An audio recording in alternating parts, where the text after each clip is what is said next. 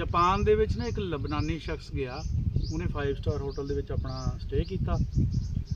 ਉਹਦਾ ਦਿਲ ਕੀਤਾ ਕਿ ਮੈਂ ਨਾ ਸਵਿਮਿੰਗ ਪੂਲ ਦੇ ਵਿੱਚ ਜਿਹੜਾ ਨਾ ਤਾਰੀਆਂ ਤੂਰੀਆਂ ਲਾ ਕੇ ਆਵਾਂ। ਉਹਨੂੰ ਉਹਦੇ ਵਿੱਚ ਨਹਾਉਂਦਿਆਂ ਨਹਾਉਂਦਿਆਂ ਨਾ ਕਿਤੇ ਪਿਸ਼ਾਬ ਦੀ ਹਾਜਤ ਹੋ ਗਈ। ਅੱਛਾ। ਤਾਂ ਉਹਨੇ ਆਲਾ ਦੁਆਲਾ ਦੇਖਿਆ ਵੀ ਮੇਰੇ ਤੋਂ ਇਲਾਵਾ ਤਾਂ ਇਸ ਤਲਾਬ ਦੇ ਵਿੱਚ ਕੋਈ ਵੀ ਨਹੀਂ, ਚਲੋ ਇਹਦੇ ਵਿੱਚ ਹੀ ਕਰ ਲੈਂਦੇ ਜਿੱਦਾਂ ਆਮ ਲੋਕ ਕਰ ਲੈਂਦੇ ਆ।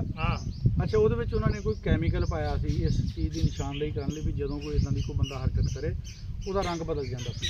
ਦੇਖਦਿਆਂ ਜਿਹੜਾ ਨਾ ਉਹ ਸਾਰਾ ਤਲਾਬ ਜਿਹੜਾ ਉਹਦਾ ਪਾਣੀ ਉਹਦਾ ਰੰਗ ਬਦਲ ਗਿਆ। ਅਮਲੇ ਨੂੰ ਪਤਾ ਲੱਗ ਗਿਆ ਵੀ ਬੰਦੇ ਨੇ ਕੋਈ ਕਾਰਸਤਾਨੀ ਕਰ ਦਿੱਤੀ ਆ ਜਿਹਦੇ ਨਾਲ ਪਾਣੀ ਦਾ ਰੰਗ ਬਦਲਿਆ। ਉਹ ਖੈਰ ਉਹਨੂੰ ਫੜ ਕੇ ਲੈ ਕੇ ਗਏ। ਉਹਨਾਂ ਨੇ ਉਹਦਾ ਨਾ ਸਮਾਨ ਚੱਕਿਆ ਰਿਸੈਪਸ਼ਨ ਤੇ ਲਿਆਂਦਾ, ਉਹਨੂੰ ਕਿਹਾ ਵੀ ਤੂੰ ਨਾ ਹੋਟਲੋਂ ਬਾਹਰ ਹੋ ਜਾ, ਤੇਰੀ ਇੱਥੇ ਕੋਈ ਜਗ੍ਹਾ ਨਹੀਂ। ਅੱਛਾ, ਉਸ ਤੋਂ ਬਾਅਦ 1 2 3 4 5 ਮੁਖਤਲਿਫ ਹੋਟਲਾਂ 'ਚ ਗਿਆ 5 ਸਟਾਰਾਂ 'ਚ। ਉਹਨਾਂ ਨੇ ਉਹਨੂੰ ਜਗ੍ਹਾ ਨਹੀਂ ਦਿੱਤੀ, ਉਹਨੂੰ ਰੂਮ ਨਹੀਂ ਦਿੱਤਾ ਹੈਗਾ ਵੀ ਤੂੰ ਇਸ ਕਾਬਲ ਨਹੀਂ ਹੈਗਾ ਕਿ ਤੂੰ ਸਾਡੇ ਹੋਟਲ 'ਚ ਸਟੇ ਕਰ ਸਕੇ।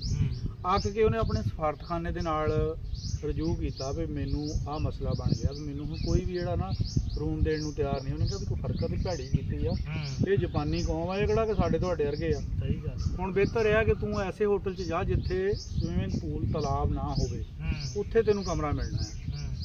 ਅੱਛਾ, ਉਹ ਫਿਰ ਉੱਥੇ ਗਿਆ, ਖੈਰ ਉਹਨੂੰ ਕਮਰਾ ਮਿਲ ਗਿਆ। ਉਸ ਤੋਂ ਬਾਅਦ 3 ਦਿਨਾਂ ਬਾਅਦ ਉਹਨੇ ਉਸ ਮੁਲਕ 'ਚੋਂ ਆਪਣਾ ਨਿਕਲ ਜਾਣਾ ਸੀ। ਜਦੋਂ ਉਹ ਏਅਰਪੋਰਟ 'ਤੇ ਗਿਆ ਤੇ ਏਅਰਪੋਰਟ 'ਤੇ ਠੱਪਾ ਲਾਉਣ ਵਾਲੇ ਬੰਦੇ ਨੇ ਉਹਨੂੰ ਇਹ ਕਿਹਾ ਵੀ ਉਮੀਦ ਆ ਤੈਨੂੰ ਅੱਛਾ ਸਬਕ ਮਿਲ ਗਿਆ ਹੋਏਗਾ, ਇਹ ਹਰਕਤ ਜਿਹੜੀ ਤੂੰ ਕੀਤੀ ਇਹਦਾ ਸਬਕ ਤੈਨੂੰ ਬਹੁਤ ਵਧੀਆ ਮਿਲ ਗਿਆ ਹੋਣਾ। ਯਾਨੀ ਉੱਥੇ ਤੱਕ ਵੀ ਉਹਦੀ ਗੱਲ ਜਿਹੜੀ ਪਹੁੰਚ ਗਈ ਸੀਗੀ। ਉਹ ਆਪਣੇ ਮੁਲਕ ਆ ਗਿਆ। ਉਹ ਮੁਲਕ 'ਚ ਆਉਣ ਤੋਂ ਬਾਅਦ ਉਹਨੇ ਇਹ ਦੇਖਿਆ ਵੀ ਮੈਨੂੰ 3 ਦਿਨਾਂ ਵਿੱਚ ਯਾਨੀ ਪੂਰੇ ਜਾਪਾਨ ਨੇ ਪਹਿਚਾਣ ਲਿਆ ਸੀ ਕਿ ਇਹ ਉਹ ਘਟੀਆ ਬੰਦਾ ਆ ਜਿਹਨੇ ਐਡੀ ਘਟੀਆ ਹਰਕਤ ਕੀਤੀ ਹੈ। ਗੱਲ ਕਰਨ ਦਾ ਮਕਸਦ ਆ ਕਿ ਸਾਡੇ ਮੁਲਕ ਦੇ ਵਿੱਚ ਜਦੋਂ ਦੇ ਆਪਾਂ ਹੋਸ਼ ਸੰਭਾਲੇ ਆ, ਇਹੀ ਚੀਜ਼ ਆਪਾਂ ਦੇਖਦੇ ਹਾਂ ਵੀ ਮਹਿੰਗਾਈ ਬਹੁਤ ਆ, ਆਹ ਲੁੱਟ ਲਿਆ, ਇਹਨੇ ਖਾ ਲਿਆ, ਇਹਨੇ ਕਰ ਲਿਆ, ਕਰਪਸ਼ਨ ਕਰ ਲਈ। ਪਰ ਗੱਲ ਇਹ ਆ ਵੀ ਸਾਨੂੰ ਅੱਜ ਤੱਕ ਇਹ ਨਹੀਂ ਪਤਾ ਚੱਲ ਸਕਿਆ ਵੀ ਲੁੱਟਿਆ ਕਿਹਨੇ ਆ। ਕਿਉਂਕਿ ਹਰ ਬੰਦਾ ਆਪਣੇ ਮਨਪਸੰਦ ਲੀਡਰ ਨੂੰ ਇੱਕ ਪਕੀਜ਼ਾ ਲੀਡਰ ਸਮਝਦਾ ਆ। ਉਹ ਕਹਿੰਦਾ ਇਹ ਕੰਮ ਇਹ ਨਹੀਂ ਕਰ ਸਕਦਾ ਤੇ ਦੂਸਰੇ ਤੇ ਆਪਣਾ ਮਲਬਾ ਸੁੱਟੀ ਜਾਂਦਾ ਆ। ਜਿੱਦਾਂ ਮੈਂ ਕਿਸੇ ਪਾਰਟੀ ਨੂੰ ਪਸੰਦ ਕਰਦਾ ਤੇ ਮੇਰੇ ਲਈ ਤਾਂ ਉਹਦੀ ਸਾਰੀ ਕਰਪਸ਼ਨ ਜਿਹੜੀ ਨਾ ਉਹ ਜਾਇਜ਼ ਆ।